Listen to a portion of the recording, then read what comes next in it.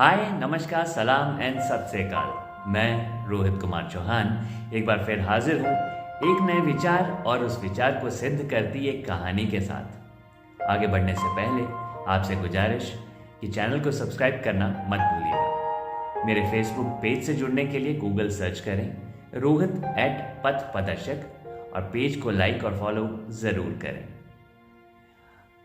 और अगर आप अपनी कोई बात या सुझाव या अपनी कोई समस्या मुझसे डिस्कस करना चाहें तो स्क्रीन पे दिख रहे ऑप्शंस के थ्रू मुझ तक पहुंच सकते हैं। तो आगे बढ़ते हैं आज की कहानी के साथ। आज की कहानी एक पौराणिक कथा है जो ये सिखाती है कि विश्वास, दया, प्रसन्नता के चलते किसी को आपके द्वारा दी हुई शक्ति आपके लिए संकट या यहाँ तक कि विनाश का कारण बन सकती है।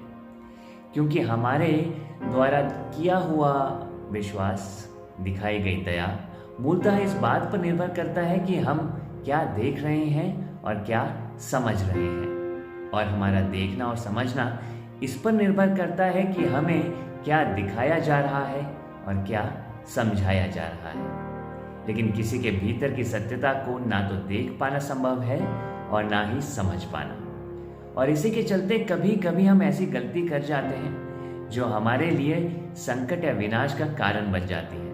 विश्वास ना आए तो इतिहास के पन्नों को खंगाल के देख लीजिए। मालिक अपने अधीन कर्मचारी पे इतना विश्वास कर लेता है कि एक दिन वही कर्मचारी उसकी जान ले लेता है या उसी घर में चोरी करके फरार हो जाता है। ऐसे उदाहरण आपको ना जाने कितने ही मिल जाएंगे, फिर चाहे वो परिवार में हो, दोस्ती में हो, प्यार में हो या व्यापार में।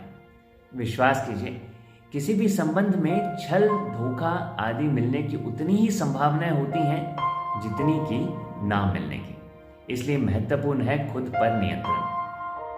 कहानी कुछ इस तरह से है। एक बार वक्रासुर के नाम के राक्षस ने अपनी शक्ति को बढ़ाने और अमर होने के लिए भगवान शिव की घोर तपस्या की, और अंततः महादेव प्रसन्न हुए और वक्रासुर को वरदान मांगने को कहा।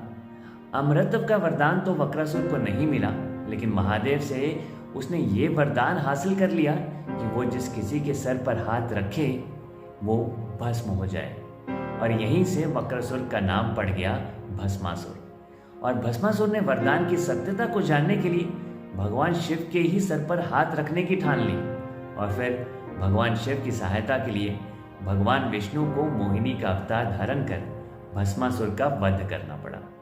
ठीक ऐसी ही गलती हम कर जाते हैं, ये जानते हुए कि ना तो हम भगवान शिव हैं और ना ही विष्णु, जो भस्मासुर जैसे राक्षस से बच सके और उसका वध कर सके। अतः यहाँ हानि और मृत्यु भस्मासुर जैसे प्रवृत्ति वाले व्यक्ति की नहीं, बल्कि खुद की होती है। विश्वास संबंधों का आधार है और दुर्भाग्यवश विश्वासघात इंसान की फितरत। मेरी इस वीडियो की मंशा ये कतई नहीं कि आप लोगों पर विश्वास करना छोड़ दें और सारी शक्ति जो आपको हासिल है उसे किसी और को ना सौंपें। अपने साथ या अधीन लोगों में शक्ति का वितरण जरूरी है, लेकिन मात्र उतना ही जो किसी को वक्रासुर न बना दे। तो विचार था, और आपसे गुजारिश कि विचार पे विचार जरूर कीजिएगा। सावधान रहें और सतर्क रहें। इसी के साथ आज के लिए मैं आपसे लेता हूं विदा।